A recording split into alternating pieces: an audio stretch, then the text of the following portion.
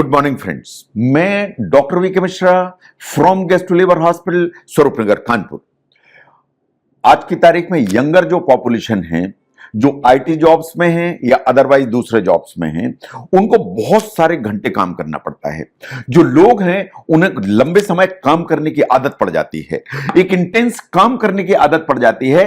And अगर आप intense काम लंबे समय तक ज्यादा करते हैं तो एक बर्न आउट की फीलिंग आना बहुत स्वाभाविक है। नो, बर्नआउट की जो फीलिंग है इसको आप ध्यान से देखिए एंड साइंटिफिकली उसको समझने की कोशिश करिए। नो, अगर आपको ऐसा लगता है कि आपको थकान रहती है कि लगता है कि मांसपेशी में हिला ही नहीं पाऊंगा, या आपको इतनी थकान रहती है कि सवेरे सो के उठते हैं तो लगता है कि बिस्तर से निकलना मुश्किल काम है, या सामने 8 घंटे का काम है तो ऐसा लगता है कि 80 घंटे का काम पड़ा हुआ है सामने, इसका मतलब यह है कि बहुत सारी प्रॉब्लम्स आपको लगती हैं। इसका सिर्फ एक रीजन है, that is you are exhausted. आप एग्जॉस्टेड हैं और जो एग्जॉशन है इट इज क्रिएटिंग प्रॉब्लम। तो जो बर्नआउट का सबसे पहला पिलर है या फर्स्ट साइन है, दैट इज एग्जॉशन या थकान होना, इमोशनली एंड फिजिकली दोनों। तो if you are feeling exhausted, आप वार्न हो जाइए कि आपको कहीं बर्नआउट सिंड्रोम तो नहीं डेवलप हो रहा है। That's number 1। नंबर 2, आप जो ना सिनिकल होने लगते हैं, इन द सेंस कि आपको अपना जो काम है उसमें इंटरेस्ट खत्म होने लगता है। आप एक्चुअली अपना जो काम है उसके प्रति कभी कभी आप नेगेटिव होने लगते हैं।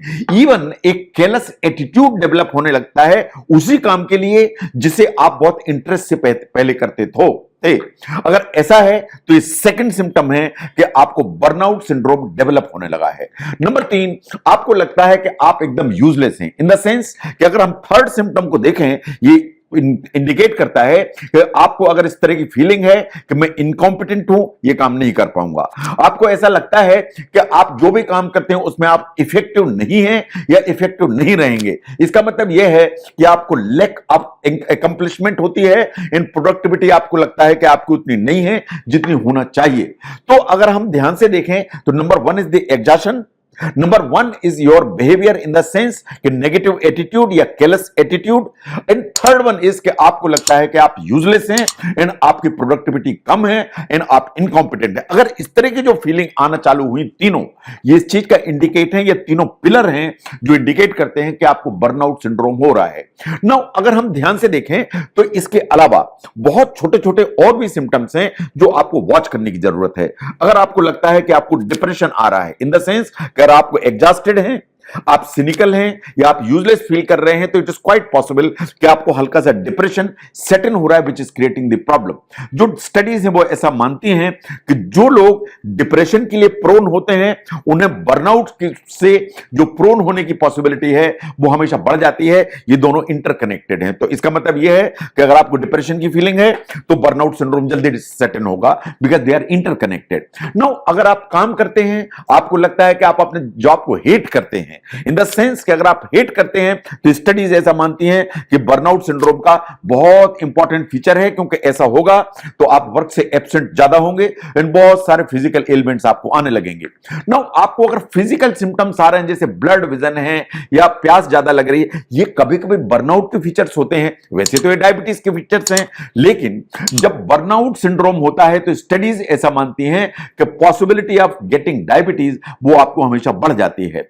नाउ आपको हर काम ऐसा लगता है कि आपके बिल्कुल नर्व्स पे आ गया, इन द सेंस कि स्ट्रेस इतनी डेवलप हो जाती है कि आप छोटी छोटी चीजों पर आप इरिटेट होने लगते हैं।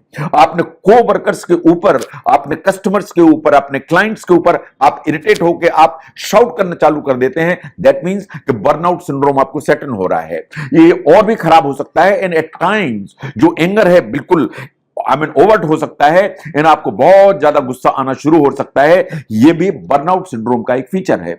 नो, जब आप चुपचाप बैठे होते हैं तब आपको लगता है कि आप कुछ भी काम में कंसंट्रेट नहीं कर पा रहे हैं।